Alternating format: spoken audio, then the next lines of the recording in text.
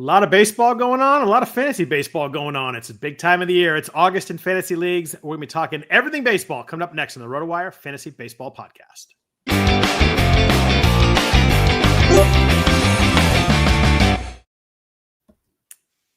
Happy Sunday night, everybody. Welcome to the RotoWire Fantasy Baseball Podcast. I am Scott Jenstad, joined as always on Sunday nights by Jeff Erickson. If you could please rate and review the podcast, we greatly appreciate that. We want to thank our sponsor, Chalkboard, for sponsoring the podcast. We appreciate them for that.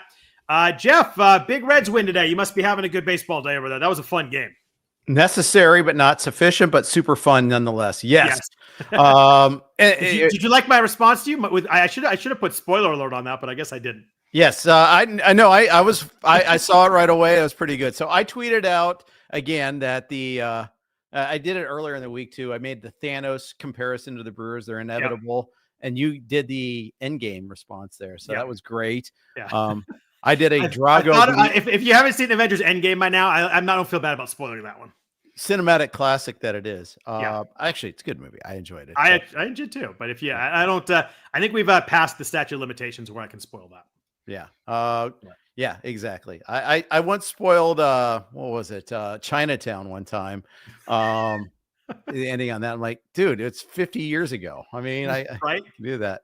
You can't do that. Yeah. I don't think we can do too soon on that one there, but that's pretty funny though. That is well. Yeah, people really get up in arms about spoilers. I figure if if it's something out in the theaters right now, I try to avoid it, but come on, at some point, like you got to do what you got to do. Yeah.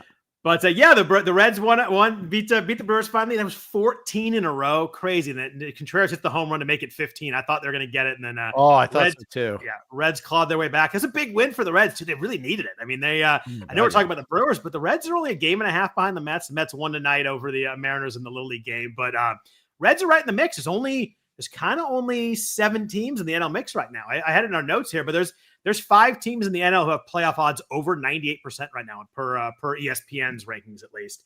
Obviously the Phillies, the Brewers and Cubs, the Dodgers and Padres, all getting into in some way they would win a division or wild card. It's kind of that one spot right now. I know that the wild cards aren't totally done, but it's pretty amazing how fast this thing separated. Yeah, exactly. Well, take a look at the NL real quick here on the teams that were like kind of on the periphery of the wild card race have dropped off in quite a bit. Pure tank mode. Cardinals, Giants, D-backs, Marlins. After the hot streak of the Marlins, those teams have really fallen off. And even the Mets. I mean, they won the last 2 games against the Mariners, but they've been really bad. But yeah, D-backs just got swept by the Paste Eaters.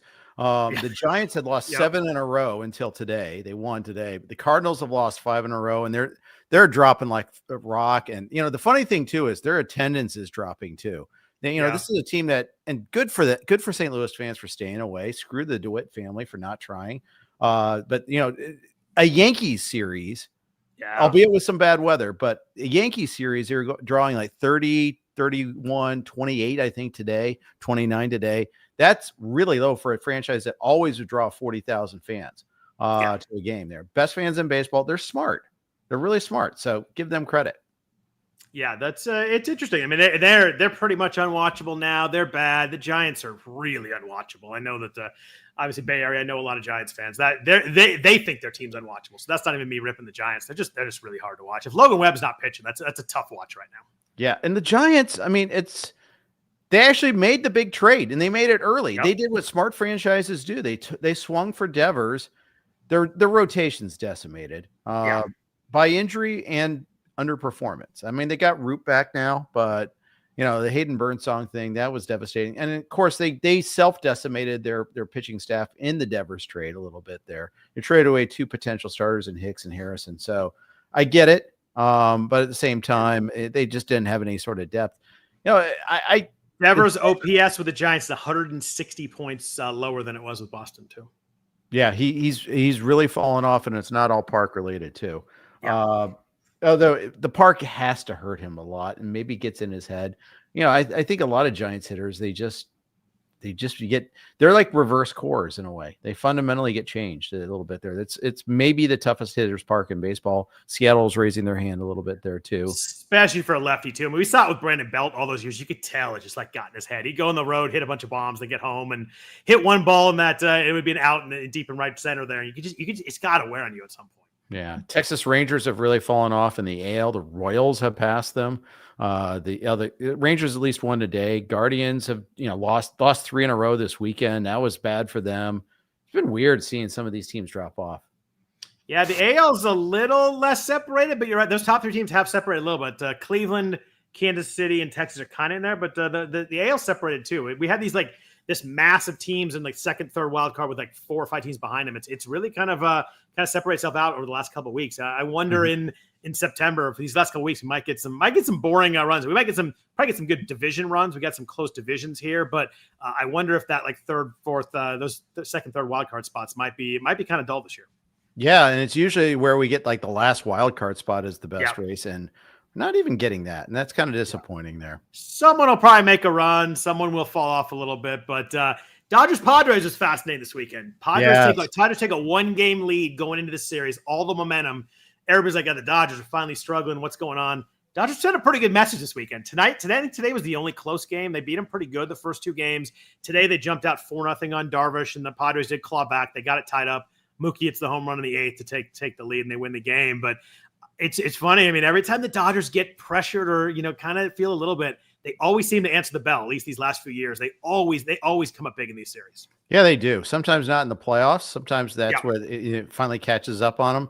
It was Suarez that got hit too, and that was the thing. They tie the game in the 8th. The Padres do. They get that back. Alexis Diaz, 8th inning guy. That didn't really work out, but to nobody's surprise, he had one decent outing earlier this week. But Suarez, I mean, and the thing is, the Padres. This is the thing that's really frustrating if you're a Padres fan is their bullpen was rested for this series. They didn't have to work hard yesterday. They felt it was a 6-0 game, so their principal pitchers didn't really pitch then. But Friday night and today, they had it kind of where they wanted. Where it's a battle of bullpens. We should be okay. The other day it was Estrada getting hit. Today it's Suarez getting hit. That's got to be really clawing at the Padres there a little bit.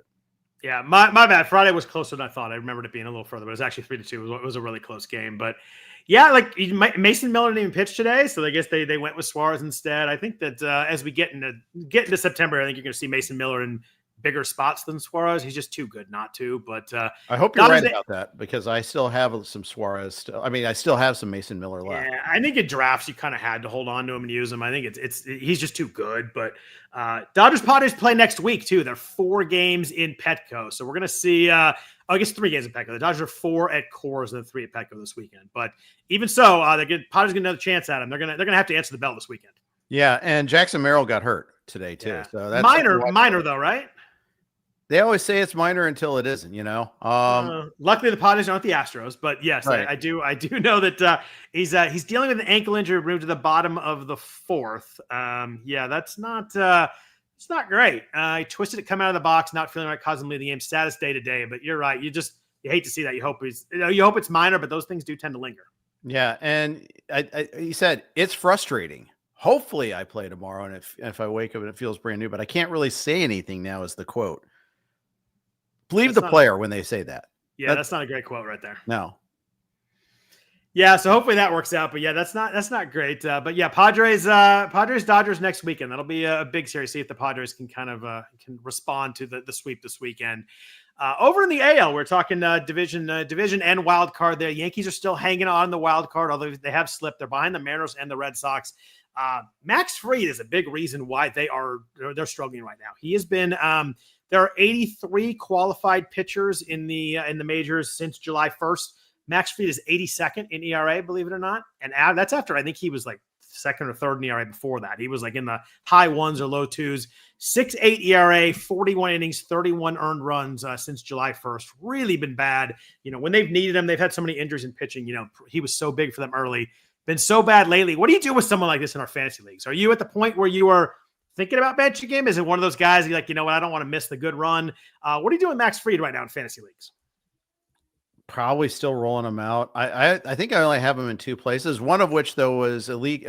I made a go for it trade. So my bad, guys. Sorry, I broke Max Fried by trading for him. But no, I don't know, Scott. I think he's almost a ride or die. I mean, I'm not good enough to cut him. Not good, to pull a Phil Dussault and cut Walker Buehler for a month. In his prime, I can't. I'm not good at doing that.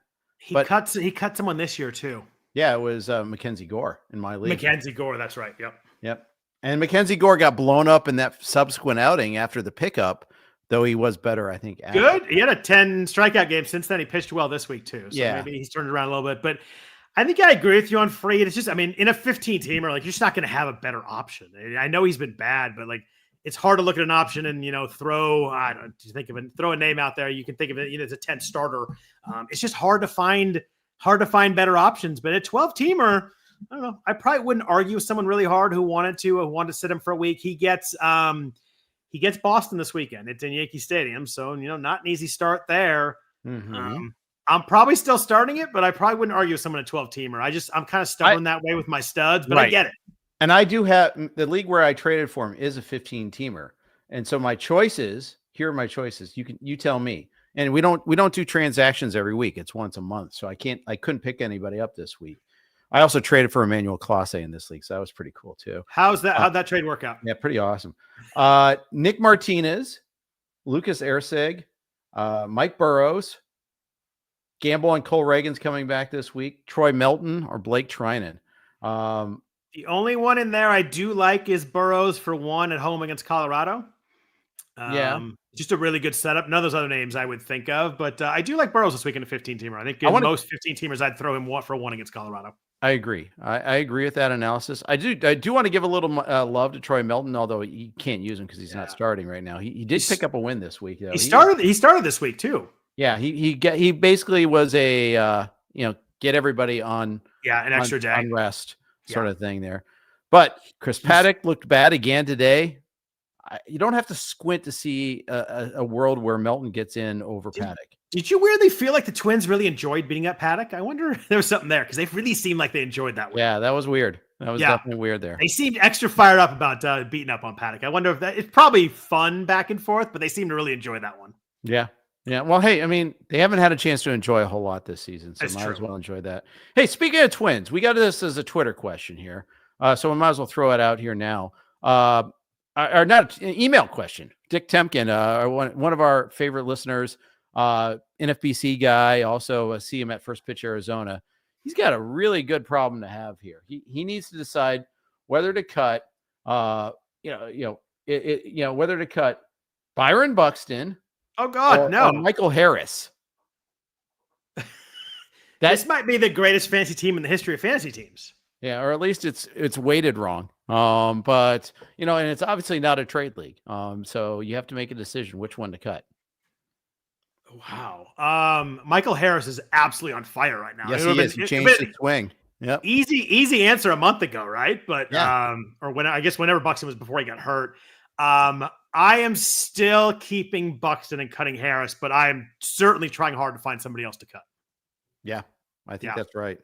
It's hard. You could argue that way. I mean, Harris has been one of the better hitters last month. I mean, he's been on fire and has a history of huge second half. So I do get you the other way. I just love Buxton. I think he homered again today. I just think that I'm probably sticking with that. He's at what, 24 bombs, 17 RBI, 17 stolen bases. Yeah, I mean, 55% hard hit rate for Buxton, 17% barrel rate. It's just an elite hitting tool.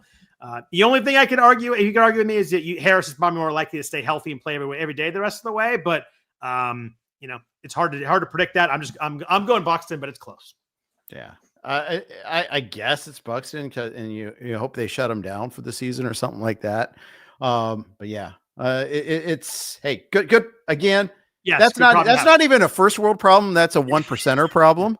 That's like I'm maxed out in points in my league problem. I need to get creative and find something. Like he must have an amazing team. Yeah, I would say you do this sort of cut a month from now. But not now. There's too much time for the cut to help somebody else. Yeah, and even then, like they're guys that kind of produce across the board. Like it's not like you're cutting one of those guys to focus on another category. Those are 5 category guys. So exactly. Sticking in New York for a second, what the heck does one do with Anthony Volpe right now? He sat today after the 0 for 5 and 3 strikeouts on Saturday. I know he had that one little hot streak, so he does have 9 home runs since July 1st, but he's hitting 186 with a 222 OBP since July 1st. So that's not a fantasy problem. That's a real baseball problem. I wonder if he starts to lose playing time. Do you think that Anthony Volpe's a cut in a 15-teamer right now? Oh, I got that. It's a hard question. I like it. It is. I mean, I guess it's what are your alternatives? I mean, it is really stinky. He does have 18 home runs and 15 stolen bases, so there is some fantasy goodness there. But man, 53 runs is pretty blah for 122 games, and he hits down in the lineup. He's hitting 215 right now. I know the BABIP's low. It should go back up a little bit, but we're in the middle of August. My biggest concern in him is I wonder if he starts losing playing time, because a 222 OBP is a real baseball problem for them. And he's also leading the American League in errors too. So not like he's Mason Wynn out there, by the way. That Mason Wynn play today was insane. Yeah. But I don't know. I wonder if he's going to start to lose playing time. If he does, he becomes pretty much unplayable. He's going to be like one of the worst 2020 players of all time. Maybe. Yeah. I don't know. Yeah. Although there's a lot of those. There's a lot of candidates. There are a lot of those. Yeah. There's been some pretty bad ones over the years, but it's a pretty ugly year. I mean, he's kind of corrected some of the hard hit stuff that was a problem last year. The strikeouts aren't up. So maybe it's just some BABIP luck, but it seems like a lot more than that. It seems like he's pressing. I tend to watch a bunch of Yankee games. They're just kind of always on a lot, but he just seems like he's pressing big time, and it's not working right now. No, it isn't. It isn't. I'm slow to cut. I am too. I probably wouldn't. I get these, I feel like I lose a little mojo sometimes getting these wrong. By the way, going back, like Michael Harris, let's go back to that for a second. I felt really good. I made a trade of Michael Harris in a keeper league, and I got Pivetta for him. Still probably on the balance have done better, but man, this last month has made it tough. He's still at 14-14 with 41 runs, hit 254. So he's got to stay hot to make that hurt too. It's just he's been really hot lately. And yeah, but it's a keeper league too. So I gave the guy someone that's the foundational guy. I mean, Pivetta might be keepable too at the price that, that he paid for him too, but still nonetheless. Yeah. How about a positive note here? We talked about some strugglers in Fried and Volpe. Jeff, where's Shea Langeliers go among catchers next year? He's hitting 320. He's got 15 home runs since July 1st. Another one today. That's the second most in all of baseball. He only trails Schwarber, I think, in home runs since July 1st. I have to look at that, but I think it's Schwarber. Is he a top 5-ish catcher next year? What do you think about? Because it's back-to-back years now. He was 29.80 last year, but hit 224 was the problem. This year, 271. And don't look now. Everybody worried about his strikeouts. He was 27% last year. He's an 18% strikeout guy this year. This guy is just a really good hitter right now. He sure is. And he's going to get to play in that park again next year too. So let's not forget that. So obviously Cal Raleigh is going to go ahead of him. I think William Contreras is going to go ahead of him. Don't look now, but William has been much better as of late. And I think he just will anyway, based on past performance. But is he third? I think you're forgetting one catcher, maybe two. Hunter Goodman. Oh, that was not who I thought they were going to go. Take a look at what Hunter Goodman's done this year, dude. 25 bombs, right? Yeah, he's hitting 277 to go with that also. The counting stats are always going to be shaky because he's on the pace eaters, but you also get that park too. And then I think you make a case for Will Smith still too. Will Smith hitting 306. Yeah. Yeah. But doesn't play as much as he used to because DH is never going to be available to him. That's the one thing that's kind of it. So at worst, you're talking fifth with Langeliers. I think anywhere from third to fifth. Is Augustine Ramirez in this mix? Okay, maybe six. Yes, he is in the mix. Again, but I think so. Although batting average, I think, is a lot more volatile with Ramirez still. Yeah, really though, BABIP though doesn't strike out, so I think that pops up too. But you have that like sneaky possibility of 15 stolen bases, which makes a huge difference at catcher. Yeah, true. I also think you got some year two volatility with him. The fact that the Marlins have like 3 catchers too. So I think I go Langeliers there, but I think that'll be an argument. I think people will like Ramirez too. Yeah, but above Sal Perez. Yeah. Okay. I think at this point, Sal Perez is. I'd better a year too soon than a year too late. And Perez had to do some work to get into this conversation, even for this year. he for a while he wasn't even part of the conversation. The Royals weren't part of the conversation. They've hit much better the last 2 months collectively as a team. They're utterly powerless for 2 months though. That ballpark's not changing. The cold weather starts aren't changing. Yeah. Both at home and also in their division. I mean, think about all the games that they have to make up later on. Chicago, Detroit, Minnesota, Cleveland, all outdoors, all crappy April weather games. Yeah, and they play a lot of divisional games early, it feels like to me. So, yeah. I'm going fourth. I'm going ahead of Goodman, ahead of Ramirez, but behind Will Smith. That's fair. Yeah. Raleigh, Contreras, Will Smith, probably top 3. Yeah. I think that's fair. I think it's I love the strikeout gains. If those are real, I think Langeliers, the power is obviously real. Playing in that park, I think you got if that batting average stays there, you get a little bit of a batting average floor. I think that he becomes really, really, really fascinating. Let me ask, while we're talking catcher values, this guy's having a horrible season. What do you do with Adley Rutschman next year? Man, that's a really good question. That's not only just a horrible season, that's a horrible season and a half, right? Because last year I know he got hit in the hand and I know there was all that, but he was really bad in the second half. But man, 228 with 9 home runs in 84 games. He doesn't strike out at all, but isn't hit the ball hard. He's behind everybody we mentioned for me. Oh, easily. Yeah. I know the prospect pedigree is huge. The upside's there, but he's 27. I think he's easily behind everybody mentioned so far. I don't know what I do with him. It's kind of a leap of faith to take him, right? 1 homer in 16 games since coming back from the IL. It is a total leap of faith unless he does something the final 6 weeks of the season. He's almost in prove it mode here. And even in the good years, he's not top 20 home runs. He hit 20 in 2023 in 154 games. I know he hit 277, really good year, but we're talking, Goodman and Langeliers already are way over that number this year with 6 weeks left. There's a couple people in the chat mentioning Drake Baldwin. I think Drake Baldwin will be a sexy riser. He's 24, had a really good year, hitting 283, 13 bombs, doesn't strike out either. Really nice hard contact numbers. Maybe you probably get Sean Murphy out of the way there next year. I think that Baldwin's probably gonna be a riser too. Yeah, agreed. We'll see. Kind of a fun little catcher's market though. That's like 8 or 9 guys that are actually pretty interesting. Right, and we'll see what the Orioles do with Basayo too. You just got the call, as mentioned by JPack in the chat there too. Yeah, there's some fun catchers. It's a good time. Jeff, what's up with Kyle Tucker right now? He's killing teams. Took him in the first round right now. If you're in the summer, you're trying to gain ground. He's at 200 with 1 home run in his last 38 games since July 1st. He does have 25 steals on the year, so he's still not killing you season wise. But man, if you're trying to make a move, Kyle Tucker's been really bad lately. He has. Cubs have offensively have been pretty bad lately. By the way, you may notice I toggled something we're trying out here, showing comments on the stage here. Oh, look at you highlighting that there. It's an option we have with StreamYard. So hopefully you guys like it. Let us know if you're streaming with us here. Maybe that encourages you to stream and behave. I think honestly, I don't know what's happening with Kyle Tucker. I know more often than not lately, the park has played with the wind blowing in than blowing out. And we saw this last year a little bit too. Might it be him pressing a little bit? Might him playing a little hurt? I don't know. I don't have any Tucker this year, so it's not something I've been acutely digging into. I should probably know that there, but I have to figure this all out a little bit there.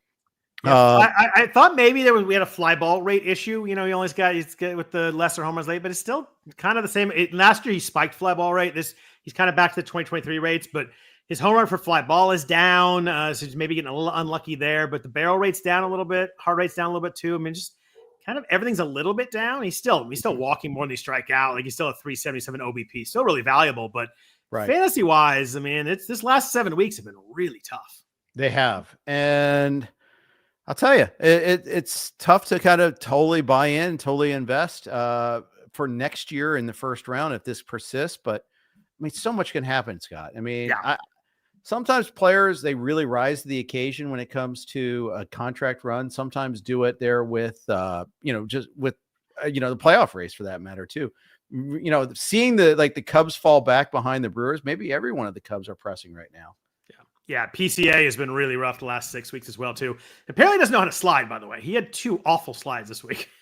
I don't know if you saw. Did you see the one yesterday? Oh, the overslide at second base was by the way, bad. down 1 in the 9th too. Like that is a horror, and no play on him either. It's not like he was trying to avoid a slide. He literally was sliding in second with no play on him. Yeah, he easily had beaten the throw. Yeah, and he was the only player on the Cubs hitting that day too, by the way. Yeah, he had 3 hits that day. Yeah. Yeah. And then today, I don't know if you saw, he took his helmet off right before he slid and kind of used it as like to kind of skid on his helmet to slow down. It was very strange. Yeah. Hey, the season's a long grind. Makes you do crazy things sometimes, I guess. It was a good point by Paul Spohr in the chat. It is a 6-month season. I think that we got to realize that I think you take so many wins and losses in the first 6 weeks and stuff does even out. It's a long, long season, but we talked about some negative in the Cubs. I want to bring up one guy that's been positive. This Cade Horton run has been saving the Cubs. Whenever he pitches, it's a good day for them. 1.13 ERA's last 7 starts. That includes one he wasn't very good in. He's getting 1 run total in his last 5 starts. His minor league K numbers haven't fully transferred to the majors yet, but he's been really good. He's been a godsend for them. Godsend for fantasy teams. I actually picked him up on one and dropped him on one when he was not doing so good. That one's really hurt. But man, if he gets back to even like in between his current strikeout rate and the minor league rate, this is a really good pitcher right now. Fun story. I mentioned we covered his start against Toronto on VSiN, where I said I was going to fade him because I didn't like the K percentage. I thought Toronto is exactly the type of team that would punish him, and I was completely, utterly, totally wrong. Keep in mind too that the Cubs front office, turned down like a Joe Ryan trade and someone else because it included Horton in it, and I'm like, really? Really, you're gonna not go for Joe Ryan and go for it in a year where you traded for Kyle Tucker and Cade Horton's the price, and then Horton's actually been as good lately. So maybe I'm the dummy. But he did give up a run in that game against Toronto. At least first time in a month he gave up a run. So maybe you were on something there. Yeah, exactly. But I mean, the thing is, I still think Joe Ryan. I'd rather have Joe Ryan for the rest of couple of years. But you sometimes, and Horton, it's not like he's a soft tosser. He throws hard. He just hasn't been generating the whiffs. Yeah. He did against the Blue Jays, though. A team that doesn't strike out. He got 8 strikeouts in that game. Yeah, that's right. And that was eye-opening to me. And it's like, okay, well, maybe the Blue Jays are starting to swing and miss a little bit more, or maybe it's just that Cade Horton has the stuff and he's just trying to finish it off. Sometimes that happens where the strikeouts catch up to the stuff, and that might be the case here with Horton. Yeah, he does have 11.7% swing strike rate, so he's getting some swings and misses. A little bit lower than the minors, but still a pretty good number. I think those will start to come around. I've been really impressed by him these last 6 weeks here. But yeah, let's jump into week 22. I think it is now. But first, a note from our sponsors at Chalkboard. Cash in on your MLB picks this season with Chalkboard. Simply choose more or less on your favorite player stats to win up to 5,000 times your money. For a limited time only, new players get $20 free with no deposit required. Yes, you heard that right. $20 free just on sign up. See why over 1 million fans have already locked in with Chalkboard to turn their sports knowledge into cold, hard cash. Whether you're locking the perfect slip with alternate lines, using the cash out feature to take your money and run, or hammering the daily promos, today is the chance to win up to $40,000 on a single entry. Stop sitting on the sidelines and get into the game with Chalkboard Fantasy Sports, now available in 30-plus states. Download Chalkboard today and use promo code ROTOMLB, that's ROTOMLB, to get $20 free with no deposit required. So, Jeff, we got a couple of 8-gamers again this week. The Cubs and Brewers play a doubleheader tomorrow. So, definitely something to note for lineups, too. So, they play a day game, obviously, if they're playing 2 games. They have them and the Brewers have 8 games this week. So, a big schedule there and a big 5-game set between the Cubs and Brewers. That's going to be really fun. That's a huge series in the season. I was just going to say, massive series for the Cubs if they want to have any chance to win the division. Reds kind of have to win, got to win 4 or 5, right, to have a chance. Yeah, Reds did them a solid by finally ending the reign of terror of the Brewers win streak there, but still, looking at what 8-game lead now still? 8-game lead. So got to win 4 or 5, I think. Yeah, that's right. Probably so. And the Brewers were missing some significant pieces this weekend too. Obviously no Churio, but also no Isaac Collins over the weekend. Yeah. No Blake Perkins either, right? No Blake Perkins. Yeah. That's. And yet they still won 2 out of 3 against the Reds, Yeah. And just crazy gut punching methods there. Really, man, it's tough to be against that there. Yeah. If the Cubs can win 4 out of 5, they'd be 5 back, and that's manageable. 3 out of 5 is 7 back. Doesn't really help them very much. So I think it's got to be 4 or 5, but it would be fun if they did that. The Brewers also have a chance to completely bury them and win the division this week too. Yeah. They if they win 3 out of 5, it's over. Yeah, that's a 9-game lead with 5 weeks left. I mean, stranger things happened. The Angels, I remember tanked that year. What was it, 94, something like that? I was in college, but yeah, 9-game lead with 5 left. It's going to be really tough. Yep. And in that series, so for the Cubs, they get Horton, Taijuan, Boyd, Ray, and Imanaga. So not bad. Yeah. Not bad for them, but the Brewers do get Peralta, and they're calling up Michael Patrick Harris Sr. I don't know. Chad Patrick is getting the start in the second game. I think he's like the 27th pitcher or 27th player. Interesting what the Miz has on Wednesday, because his first start back it was an inning and 2/3, 5 or 6 runs. It was ugly. Be interesting if he's maybe just knocking some rust off, because they as we get into the playoffs, the Brewers don't need him right now, but in the playoff series, they're gonna need him, because you go Peralta, Woodruff, Miz, and you're pretty set. Pretty nice top 3 there. Yep, exactly. 7 gamers this week. We got the Royals, Rangers, and Astros, and then pretty much almost all the National League West: Dodgers, Padres, Rockies, and Giants there. So a lot of 7 gamers. It should be a fun week. Dodgers are 4 at Coors this week too, so that should be a lot of runs for the Dodgers. Obviously, not a lot of Dodgers you can pick up. Maybe a sneaky Miguel Rojas ad might work for people in deeper leagues, but Dodgers have a really nice setup this week. 3 at Coors, 3 at San Diego. Padres are home for 7 this week. Good setup there. They get 3 against the Giants, then 4 LA. Is that right? No, I did that backwards. 4 Giants, 3 Dodgers. So it should be a good setup there. They miss Logan Webb too, so it should be a good setup for them to score some runs. Yeah, absolutely, absolutely, and they need it too, because their offense is pretty meager this week against the Giants. Yeah, of course. And but then again, also against the Giants in that ballpark, yeah, that's always that's a limiting factor there for sure. Yeah. Oh, they're in San Diego this weekend though, or this week. Oh, yeah. Sorry. Yeah, helps a little bit. I mean, I know it's not the best hitting part, but better than San Francisco is for sure. Yep. Some other good setups this week. The Rangers have 4 at KC, 3 at Baltimore. Good, really good setup there for facing some not so scary pitchers for the Rangers there. They need to get that going. They need to get their offense going. Rockies, we mentioned, they have 4 at home, and they have 3 at Pittsburgh. So good setup for Rockies hitters as well too. 4 games at Coors, then 3 against Pittsburgh pitching. I think they do get Skeens at the end of the week though, so a little tougher there. And then the Twins, good setup. Among the 6 gamers, I really like the Twins this week. 3 against the A's pitching and 3 at the White Sox. So really good setup. They face 5 righties too. So it could be a decent Matt Woolner, Trevor Larnach, Brooks Lee sort of week where all those guys play a bunch of games. I think Brooks Lee had his first career Grand Slam today. Yes. Yeah. Saw that. Off the aforementioned Chris Paddock, right? Yes, that's right. Yeah. So, Jeff, we had a lot of non-injury news last week, and that changed a lot this weekend. This is we mentioned last week there was not many guys hurt. Yeah. Boy, was that not major, the case this weekend? Major injuries, and big names too. The biggest, I would say the biggest, was a bunch of big ones. Zach Wheeler was a big one though. 15-day IL with a blood clot near his right shoulder. That's a scary sounding injury for anybody, especially a pitcher who throws right-handed.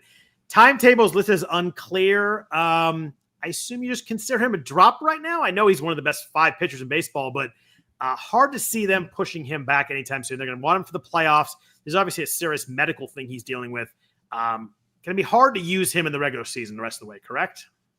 Yeah, absolutely. And this changes playoff odds. Phillies were going to go with a 6-man rotation down the stretch. Now they may not. Maybe that gives rise for them calling up Andrew Painter, though. Something to watch for. Good point. Too. And Aaron Nola looked bad today too, so they need to get him really going bad now too. Yeah, really bad. You don't know what you're getting out of Luzardo. I don't know if you can trust him to make a playoff start. Another reason to give Painter some looks to see if maybe that's a pivot for you. You've got Sanchez.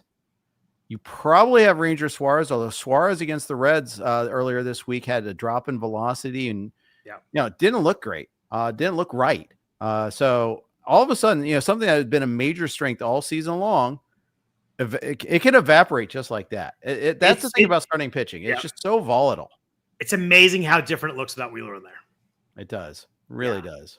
Because Luzardo is like your third guy. You're like, well, we might get a jam. We might get blown up. At least he's our third guy. But if you're your second guy, it gets hopefully Wheeler's back. He's so fun to watch. I love watching Wheeler pitch. But hopefully he can figure this out. But those are look how scary things. It's hard to figure out a timetable. We're just not going to have one for a while. Yeah, exactly. And I hope for Wheeler's sake for his career too. I mean, blood clot in the shoulder, man, that's scary. That's really scary stuff. Yeah. Blood clots, period, in life are scary. Yep. You know, and then you add it shoulder and a baseball guy who pitches very hard with his right arm. It's really scary. Yeah, it is. Yeah. Josh Hader, really bad news there. 15 to IL with a strain in his left shoulder. They said he's out 3 weeks to not get a pitch, and then he said he needs 3 weeks to ramp up. So you do the math there. That's 6 weeks. I think they're hopeful for the postseason. Very clear drop in fantasy leagues, right? A very painful one, but a very clear one. You agree, right? Yeah. Especially because he's going to get that second opinion. That never is good. I just think, like, best case, I think he pitches the last week of the season just to get ready for the playoffs is kind of what happens. Agreed. Yeah. So we'll talk about his replacement here coming up in FAAB in a few minutes. That was a big one this week. Another big injury, Kyle Stowers, 10-day IL with a left oblique strain. We've talked many times about how much we hate oblique strains just because they always linger. The quote was out, quote, several weeks. So several, let's say, is 3. Maybe he has a rehab after a week. Is Kyle Stowers a drop in leagues with 6 weeks left? I think he is. Yes, definitely in 12s, probably in 15s. It just kind of depends. Like, Scott, I was looking for hitters to pick up this week and not finding a whole lot. Yeah. Marseille's long gone. Yep. Man, is he good, by the way. I really, Daylen Bieber's sure. Yep. We'll talk about him in a second too. But I think I think best case you get 2 to 3 weeks out of Stowers, maybe. Yeah. At best. I'm probably not. Like Paul was saying, maybe hold a week if possible. And I'm not saying Marseille is in for Stowers. I'm just saying, I was just saying he's not available in free. Yeah, he was not available. I think he was playing either way. I don't think that mattered. I know he didn't play today, but he just he came in homer to pinch hit homer, so it worked out well. But yeah, I think I'm probably leaning towards a drop, but I do understand the point of maybe holding a week. But I don't know. It's I think if I needed a drop and there was something I wanted to add, I wouldn't have had a problem dropping him this week. I'd agree with that. Tough as that is, as someone who I'm a fan of for going to Stanford and has been so good this year, but I think I'd probably have to do it. Victor Scott the second, 10-day out with a left ankle sprain. I think that's an easy drop right there. That is he's been so bad anyway, drop. And you get a guy whose only value is speed. He has a foot injury. Like, I'm out right there. Yep, turbo drop there. Yeah. Matt Chapman, 10-day IL with right hand inflammation. That one sounds like it will be pretty quick, so I don't think that one is a drop. Is this his third IL trip of the year? I think it sounds right. Yeah, it's been definitely an up and down year for one of my favorite players in Chapman. But Jeff, Yordan Alvarez cleared for rehab starting Tuesday. How fired up are you right now? Not fired up. Just get back already, for crying out loud. Just stop giving me updates, just because they're always like the slowest incremental progress possible here. Yep. It's just, I have no Churio, or Alvarez on that main event team. So it's just like laughing in my face. Although, like, Tatis had a long drought in power for a while. Then he's okay now, but Wheeler's now hurt. I mean, all my alternatives in the spot are all evaporating too, like sand. Tatis does have 25 steals though, right? Yeah. I was worried about him not running, so that was pretty cool. Yeah, 24. I'll correct that. But Did you see the clip of him hitting a home run with an aluminum bat, by the way? No. Major league players should never swing aluminum bats. It's frightening to hear the noises that come out. It's crazy. It's bonkers. That's kind of most of the news. Wilyer Abreu left early today with calf soreness. He was quoted after the game saying he thought he was going to miss the 2. They played 2 games against Baltimore, I think, and then they play 4 against the Yankees. So we're swinging a big series. We talked about Dodgers, Padres. We talked about Cubs, Brewers. Red Sox, Yankees, a really big series over the weekend too. They play 4 games in New York. But that's going to be a big one for the wild card because the Yankees are right behind them. One of those teams is probably going to follow the East if someone wins 3 or 4 in that series. It's a big series for the wild card right there, though. It is. Yeah. It's really big. I mean, the Yankees. Like you said, earlier that the Yankees have built a little distance now on Cleveland. Cleveland just coming up so small this weekend. It was just kind of shocking, actually, given how well they had been playing. But yeah, especially because it's the Braves of all people now, kind of like twisting twisting it in on them when they were so bad all season long and are clearly out of it now. They're playing well. Oh, there's the Raisel Iglesias say has been waiting for. Yeah, exactly. If you had him benched this week, you were hating it because he's been big all week. Yeah, absolutely. Shane Bieber, Jeff, 7 innings in his AAA rehab outing on Friday. It seems like he's ready for the majors. Anytime now. You don't really see many 7-inning rehabs outings. I was surprised when I saw that, but looks like he's probably lined up to pitch Friday at Miami. I think he's just I think he's a start this week. I think it's 7 innings. I think you just pitch him this week and see how it goes. I think he's a start this week. 100% and might be their best pitcher. That might be a good point. I mean, if he's good, they've got a pretty, I know we talked last week, but they don't have like that like automatic game one guy, but like they got depth. I mean, Gausman, Scherzer, Berrios, Bassett, Bieber, like all those guys could be good. There's a lot of depth right there. Yeah, there is. It's a good team. It's a good team right now.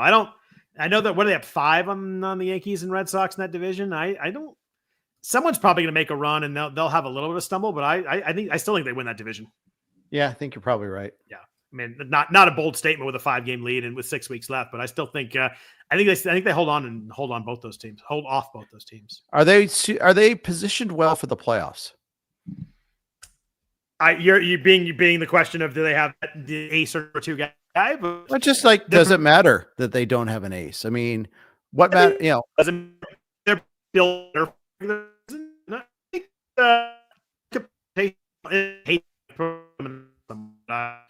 don't.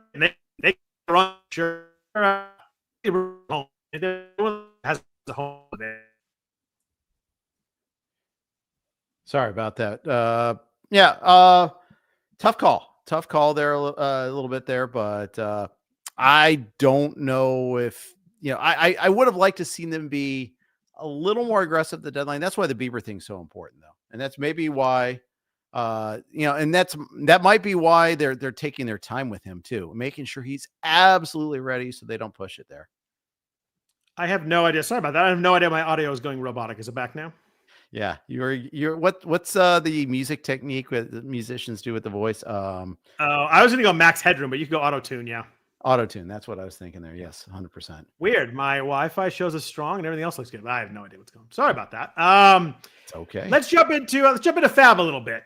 We'll start with pitcher FAAB. There was a big prospect up this week. Nolan McLean for the Mets looked really good on Saturday. Pitched well. How aggressive were you on McLean this week? He was my 3rd most aggressive player to go after. Okay. I was going more aggressively after Cristian Javier and Bryan Abreu, but McLean was on and in some cases Javier wasn't available. Abreu, I think, was pretty much available except for AL only leagues. But yeah, McLean is a prospect of note. Obviously got off to a good start. I do worry about him going deep into games a little bit, but yeah, I was in on him. He was like my 3rd choice overall. Yeah, I had him above Javier. I was a little worried about Javier leaving early today, but it's only because of an illness. So I kind of pushed him back up after I read the update on that. But McLean's a real prospect. You look at Eno Saris had a post that he was the top stuff plus guy in AAA. So if you didn't, you believe in that, at least the stuff is there. It was higher than Bubba Chandler, higher than Andrew Painter in AAA.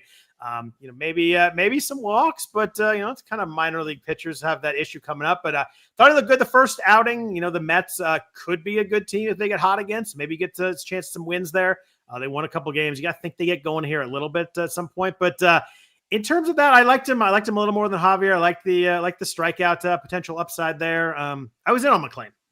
Yeah, I am too. It just wasn't my top choice. That's all. Yeah. The walk rate over 10% was the one thing that scared me a little bit. You see that in the minors, that's going to translate to the majors in a bad way, but 27% strikeout rate, 12% swing strike rate. I liked a lot of that stuff and gets a lot of ground balls. Usually you get a, guy gets a lot of strikeouts, a lot of ground balls, pretty darn good combo there. It's 55% ground balls in AAA. So I did like that combo a lot.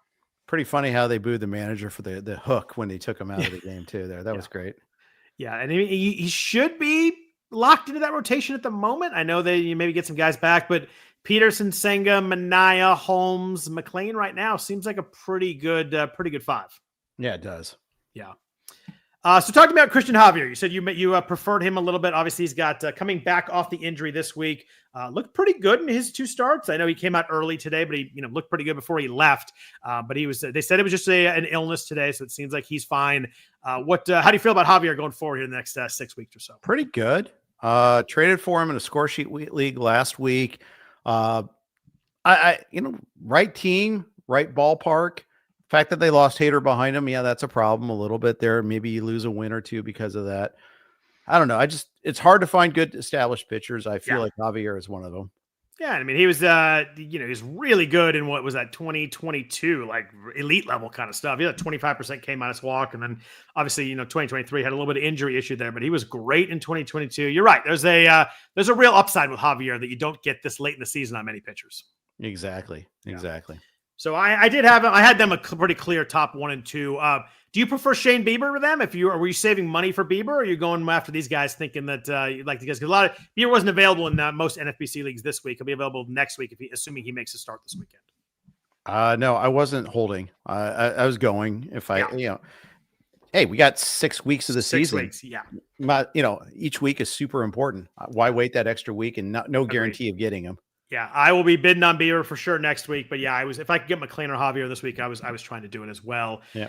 Anybody else you like? Jason Alexander. I know all the Seinfeld jokes kind of write themselves there, but he's been really good lately for the Astros. Speaking of Astros pitchers, I was kind of in on him at a little bit of a cheap price.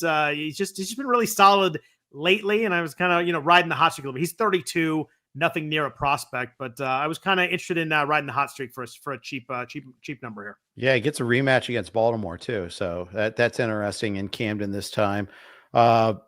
Does he stay in the lineup in the rotation though? I mean, they've got McCullers coming back probably a week from now. Yeah, I don't. A week and a half from now. It was my price was cheap, but because it was a one-time through kind of thing. I think he probably loses his spot to McCullers, although.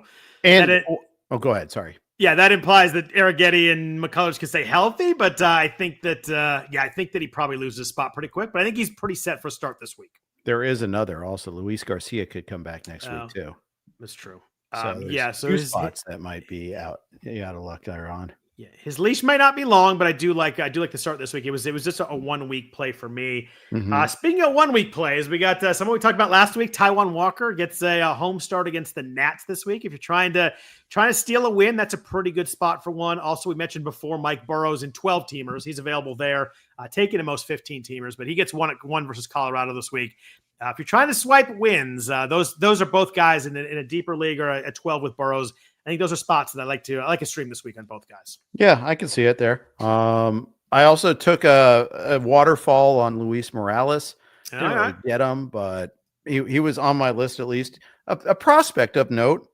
Pitching for the Athletics makes it always tough a little bit, though. Yeah, they won a lot of games lately, but still pitching in that park is really tough. Yeah, that's more what I'm implying.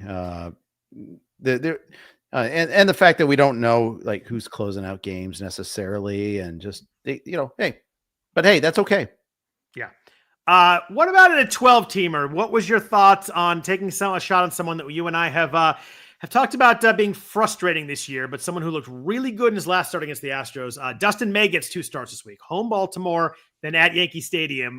He was available in he's available in a bunch of 12-teamers, 15-teamers he's taken. Are you taking a stab on May if you need a wins and Ks kind of team? I mean, his home park scares me, and Yankee Stadium scares me. So that's tough. Yeah, I think if I needed the starter, sure, why not?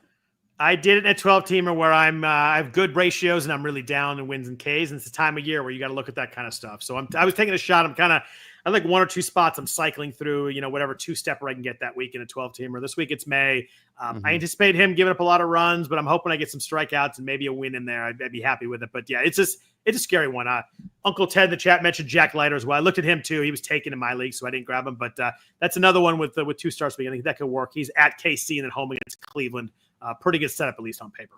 Indeed. Yeah. Let's get into relievers real quick. That's where probably the biggest name this week was. But first, a note from the NFFC. The NFFC RotoWire Fantasy Football Online Championship is live. Play fantasy football against your favorite RotoWire experts on NFFC this football season. Jeff Erickson, Nick Whalen, and many more will compete in the RotoWire NFFC Online Championship for a shot at $250,000. Sign up for a draft today at rotowire.com/high stakes. That's rotowire.com/high stakes. Jeff, I'm going to let you take the lead here because you added Bryan Abreu to some leagues. You and I talked earlier, and I thought Abreu was a pretty much a slam dunk bid if he was available in your league. I mean, he's got got the job with Hader gone on a good team. He's a good pitcher. We haven't had many of these like obvious like guys falling into good roles most of the year. Most times when a reliever goes out, we've got 9 guys that might get a save. I thought Abreu was a pretty clear shot if you had him available in the league. 100%. And I did take big swings. I was 2 for 3 in my swings. Got him in my online championship. Got him in yogurt. Missed out on him in scarf. But I'll tell you what. My scarf league, hat tip to the league. It's a super active league. We still have it. We have an active DM group on Twitter. But it's really all throughout the season. Oh, that's cool. Fantastic community. Great job by Super Dave McDonald there. Of just building building that contest. I give a lot of love to Jordan Mason. I want to give a little love to Dave as well. Because hey, it's great. And this year, did you just call him Jordan Mason? Did I again? Hey, I have Jordan Mason on the brain. I got outbid on Jordan Mason, my football league tonight. I am in on Jordan Mason, by the way. Just a little, on Wednesday when you're bidding against me on Jordan Mason, just be aware of that. Justin Mason, I'm always in on. So yeah, I'll bid the extra $1 on Justin Mason. And to Paul Sporer, he's not in the Niners anymore. He plays for the Vikings now. Yes.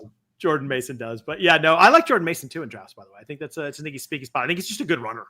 He is. And I think I watched him a lot, obviously. When they built the team to try to run more too this year. So I think that augurs well for Jordan Mason. What if Justin Mason were in on Jordan Mason? Then it would be pretty cool all the way around. It could be. He's a Commanders fan, so I don't know his thoughts on Vikings running back, but yeah, we'll get there. But Abreu was obviously really popular. He was the mid-range on him was kind of in the 70s, but there were multiple bids in the main event over 100. He was available about 2/3 of the main event. He's one of those guys that kind of gets picked up and dropped a bunch, as people need fill-ins. But the most annoying part about the Bryan Abreu bidding, Jeff, the 2 lowest bids were both won by John Posma, who just is a great player and happened to get him really cheap. Like that's just wrong right there. You got him for 27 and for 12 in a main event. How does he go for 12 in it? That's crazy. He went for 12, but as high as 172, there was a 171 in there.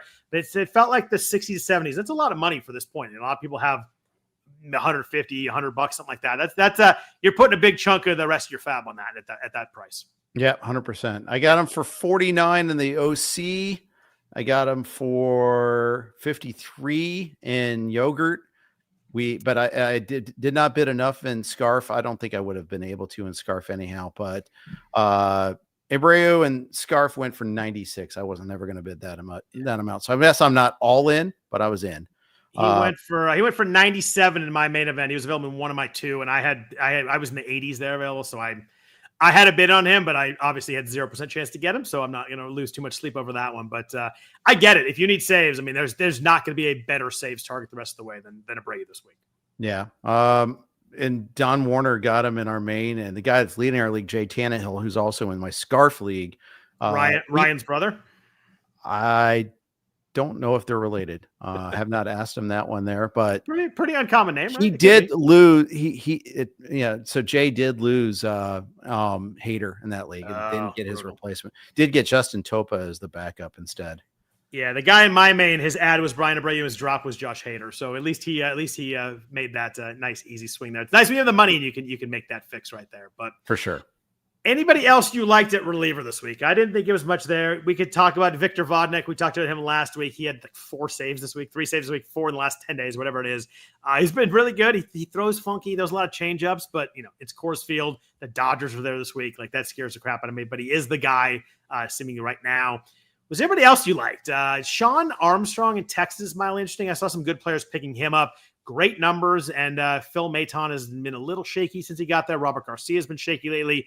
Maybe Armstrong sneaks in somebody who maybe can throw in when they have 7 games and, gets you some ratios and strikeouts. But it was tough otherwise. The problem we have is we got all these bullpens with no answers. We got Arizona, Baltimore, the White Sox, the A's, the Marlins. Like none of these bullpens really have good guys we can throw out there. And it's just not even good guys, but like guys with a clear role. I think that, Newcomb and Elvis Alvarado, maybe in Oakland are the 2 guys, but the other teams, like there might be 4 guys. Arizona especially, like I have no idea who's closing the next game there.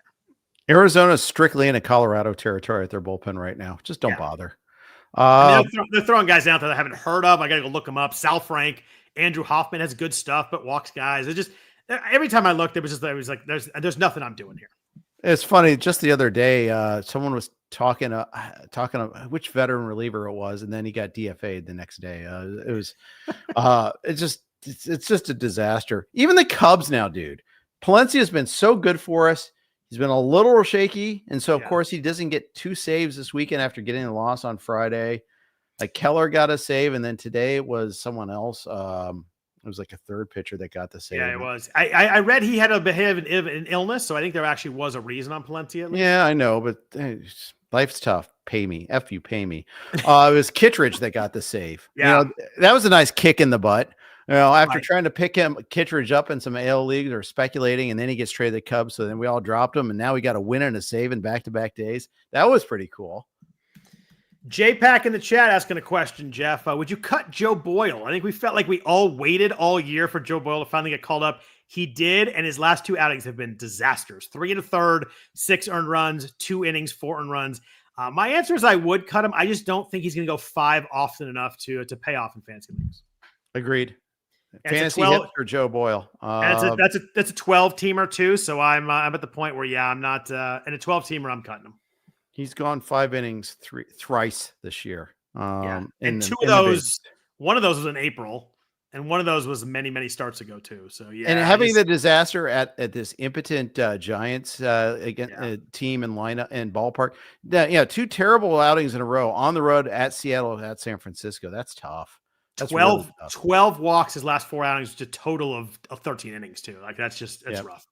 Yeah. And that was always his bugaboo, was not throwing strikes. Hey, the Rays have fixed him until they haven't. Yeah. When he was at the A's, it was fun to watch, but man, the walks were always a mess. But let's talk about hitter FAAB real quick before we get out of here. There were some interesting prospects called up this week. I think, Samuel Basallo was obviously the most interesting one. He was not available yet in NFBC leagues because he played his first game today. But just talking about him real quick, obviously there's a lot of leagues, people we talk about playing a lot of different leagues. How big are you on this as a call-up? 23 home runs in 76 games in the minors here in AAA is obviously a massive prospect. What do you think? You think they play him a lot? I mean, I think they wouldn't call him up to sit would be my idea. They said that about Beavers too. Daylen Beavers, we'll talk about in a second, got called up as well. They said he's up here to play. I don't know how long it lasts for. It depends when they get guys back from injury. But do you think Basallo plays enough that he's going to work out for us in fantasy leagues here this next 6 weeks? I mean, shouldn't he? I think so for sure, but I think he will. I will watch the playing time for sure. Yeah. But it might change after a week too. That's the thing about, even waiting for proof. We may not get it initially, but then September kicks around. They play him even more. They shut Rushman down. Maybe say, okay, we're going to fix you, Adley. I don't know. I mean, there is a non-zero chance Basallo starting over Rushman next year. I doubt it happens, but it's not out of the question entirely either, though. It's somewhere in the 10 to 20% chance, I would say. Basallo's really good. I mean, walks a lot too. The strikeout rate is probably medium, but 57% hard contact in AAA this year. He mashed AAA this year. There's no way around that. I mean, 23 bombs, 76 games is huge. I think it's fun in NFBC. We're going to get a week to watch. So we're going to know playing time. We're going to get to watch him. You get to however many that is, 18, 20 at bats, something like that this week. It'll be interesting when you get a week to watch it. That first week just impacts so much how he's hitting. He hits 3 bombs this week. It's going to be sky's the limit. It's going to be emptying out their FAAB for him. He goes 1 for 14. Maybe it's kind of cheap, but obviously pretty interesting, pretty fun. Looking forward to watching him play this week. Yeah, and the thing is, I hope he doesn't do the typical Baltimore prospect thing and really struggle with the strike zone upon getting his call up there. Is there something like with their ballpark that they see the ball so well in the minors and maybe they don't pick it up as well in the majors? Because they all tend to strike out a lot more too. Yeah. That's one thing I've noticed with the Baltimore prospects. Holiday, it was particularly cute, but Mayo too. Well, worth tracking, fun little experiment. But we're gonna add him though. It's a leap of faith. Him and Beavers both. Yeah, so Beavers is available this week because he played Friday and Saturday, just Saturday, but whatever it was, he got a few at bats, so he was available. I mean, interesting profile in the minors for sure. 18 home runs, 23 steals, hit 304 across AAA this year. So he was really good. The K rate was only 18%. You like that a lot. As I looked at his numbers in the minors, when I was super interested in Beavers, I kind of moved my bids up as he went along the day. I got him in one main event. The bidding was not super high. I think most people were going with Abreu or Nolan McLean. So his bidding was kind of in the middle. I saw a couple high bids. I got him for $9 in the league, which I liked a lot. He went for 21 in my other main, but it seemed like that was kind of the range in there was kind of maybe 10 to 25, somewhere in there. For sure. Just curious to see which retread outfielder that they're going to play instead of Beavers, just because he's got to be able to play. It's going to be if Tyler O'Neill comes back, and that's probably the one I guess that causes a problem, because if Basayo's DHing and O'Neill comes back, someone's got to play somewhere. But Dylan Carlson, good times. You and I both had overexposure to Dylan Carlson in the past. That was fun. Watch him be the guy now. Yeah. Jeremiah Jackson, he could be the guy that stands in. Who will be that hero that stands in the way of a real prospect? I don't know.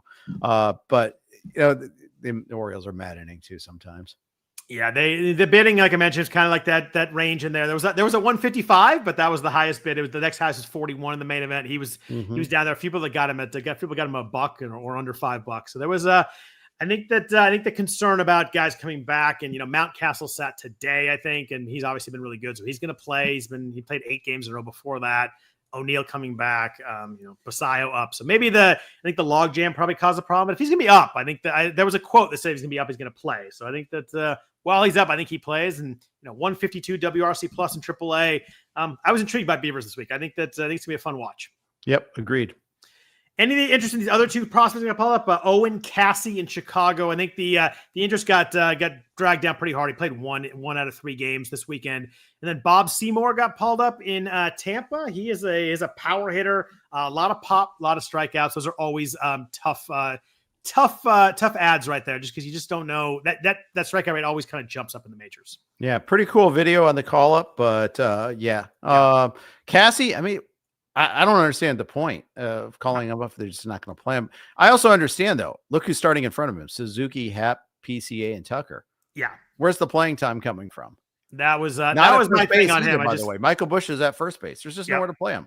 Yeah, I didn't. I kind of pulled back just because playing 1 to 3 games. I looked at the depth chart like you did. It just kind of seemed like there was not much to go there, but. Yeah, Seymour's got some pop. I think that if he could fall into playing time, I think he hits some home runs, but I think he's going to strike out a ton too. I think the batting average floor is pretty low there. Yeah, I mean, this is all built on Aranda being out too. Yeah. And we'll see if Aranda comes back. We got him tentatively for September 1st, but December 1st would be weird. It would be. But again, DH is tied up because Andy Diaz is there too. So his playing time is predicated on Aranda being out for a long time. Yeah, which I kind of think he will be. Question in the chat. We talked about Shane Bieber coming back. Kyle Bradish is coming back for Baltimore too. Speaking of the Orioles, are you interested there? He's been good in the minor leagues so far. I think he's at 17 innings, something like that. 28% strikeout rate, 7.8% walk rate. Obviously, we're talking about a limited number of innings here, but has given a bunch of runs. But I don't think we can really care about that in the minors. But 14.5 swing strike rate, seeing like the swing and misses there. Are you someone's gonna take a shot on Bradish as he comes up here in the next week or 2? Not really. And the reason is I don't think he gets deep into games. I think he's going to be someone that they're going to really treat with kid gloves. They're just trying to ramp him up for next year. Maybe he gets over 5 innings eventually, but I don't think they do it at the big league level right away. I think they'd be right not to be honest there. He threw like 39 innings last year, and then he's got 17 this year. I think I agree with that. I think the thing I like with Bieber is more stretched out, and they're playing for something too. And he's older. Yeah. Baltimore just has no reason to push Bradish, whereas Toronto has reason to push Bieber. Yep. Yeah. Let's see. Back to hitting, Fab. Is there anybody else you liked? I think Heriberto Hernandez, we talked about him a few times in Florida. He's more interesting now that Kyle Stowers is out for a while. Romy Gonalez in Baltimore, he was kind of a lefty specialist for a while, hitting against lefties, I should say. He's playing more against righties. They seem to be kind of shifting there, so he's interesting. Jacob Wilson in Sacramento, 65% roster main event. He's cleared for rehab. Could be back in, I don't know, maybe a week or so. It seems like he probably needs about a week to hit in the minors. Yeah. You mentioned Hernandez with Stowers out. That creates more playing time. So it seems to me like he's the guy that I'm most interested in. I think you mentioned in the outline Evan Carter, who is back. Yeah. If he's available, go for it. What do you make out of Colby Thomas? I'd love Evan Carter to stay healthy for like a couple months. Like it just seems like maybe he just can't stay healthy. Yeah. Colby Thomas, though, I mean, even has a nickname already. So I don't know if you're catching that over the A's Wondrous broadcast. No. What is Colby Thomas? It's Crush or what? Let me double check. because I noticed that they were already kind of giving him a nickname, and now it's Players Weekend and all that. Crank is what they were calling him. It sounds like a Dallas Braden nickname. Let's hopefully yes. Hopefully it's only based on how he swings and not based on appearance or anything like that. But let's hope so.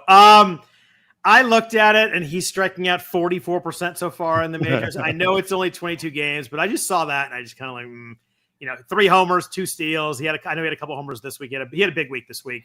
And I don't know. Someone striking out that much. I know the park's really nice, but I just found I found other guys I was more interested in, to be honest.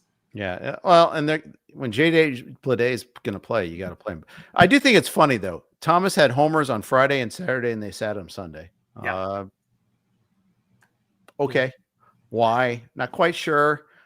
Playing time is the one currency you have when you're a franchise that's like the A's. I just don't understand that sort of treatment. And even when they called him up, he's like, well, he's going to be our 4th outfielder. Like, then why are you even calling a prospect of his ilk up if you're not going to play him? Denzel Clark did have a setback in his rehab, so maybe that keeps him relevant a little bit longer. I think he's swinging and missing too much for me to really grab it. Fair. Yeah. Fair. I think you might get some like 1 for 18 weeks, and those are just killers. But Miguel Vargas, he was 40% rostered main event. He's back now off injury. Every time I think like he's coming back and turning it around, I look at his stats and I'm like, oh, maybe I just want that to happen. But he does have 13 home runs this year, hitting the ball a lot harder than he used to, but still hit 229. I know his BABIP's always low, but maybe that's more of just who he is. He's not striking out as much. Like some of the metrics look better on Vargas. He's eligible at first, third, and outfield. I kind of had him in some waterfalls, but every time I think about Vargas, I get less excited when I look at his FanGraphs page. Yeah, fair enough. And I'm the same way. I cut him in my AL only home league when he got hurt, and I didn't really rush to try to pick him back up when he came back. I think that's kind of it. You mentioned before we talked about drop some guys like who do you add on offense, and that's very clear. Some of the minor league guys were mildly interesting this week. Heriberto Hernandez, I think, is interesting, but it was tough to find hitters this week. It was not a great week to try to replace some offense. No, it usually isn't. It hasn't.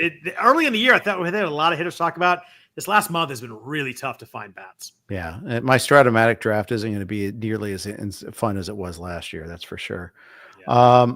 Before we go, just a quick promotion note for RotoWire. This is a baseball podcast, but when we like to talk about our tools and the projected starters and using my leagues for that, there are some really interactive tools you can use for your football drafts. If you're getting ready for a football draft, use my leagues, import your league settings, and you can use the draft assistant and some of the draft planner. But for the draft assistant, it's your live draft tool that we've used. I've used it forever, the live draft software, basically. And the cool thing that we've added this year is called Live Sync, and it will input the players going in your league. So I did an auction tonight on Yahoo. I didn't have to put in the amounts myself. I didn't have to click on the player, put them on the right roster.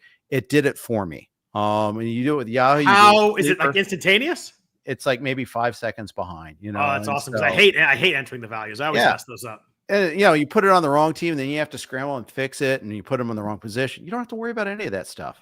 Now more are you going to beat me in my leagues? Yeah. So, you have RotoWire access too. You can do it too, my friend.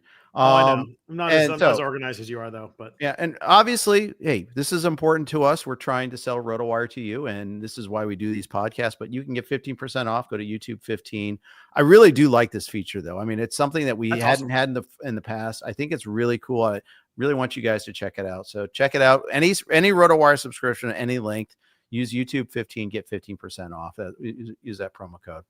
And I do a lot of football auctions. I use the software for my auctions too, as well. And now that's a beautiful added element, though. That's really cool. Yeah, beautiful, cool. Well, thanks everybody for listening. As always, we always love doing this on Sunday night. Thanks to Chalkboard for the sponsor of the podcast. We really appreciate that as well. If you have any questions for Jeff on Twitter, hit him up at Jeff_Erickson with football drafts going on. He is obviously the guy to reach out to for that. Other than that, hope everybody's a really good fantasy week. Look forward to talking baseball with you next week. Hope it was a good week and a good fantasy week, and take care.